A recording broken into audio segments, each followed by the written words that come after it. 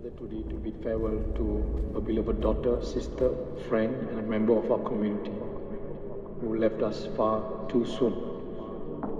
Our hearts are heavy with sorrow, but our memories of Anika are filled with joy, laughter, and hope. Please join me in paying tribute to Anika's life and let us take comfort in the time we had with her.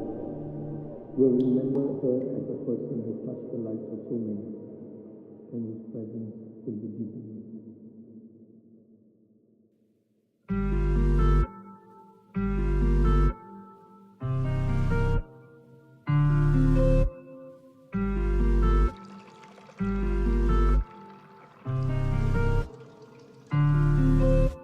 கணா கண்டேன் கண் மூடிக்கொண்டேன் காதல் மழையில் நனைந்தே வினா ஒன்றை நெஞ்சோடு கேட்டேன் ஆசை தீ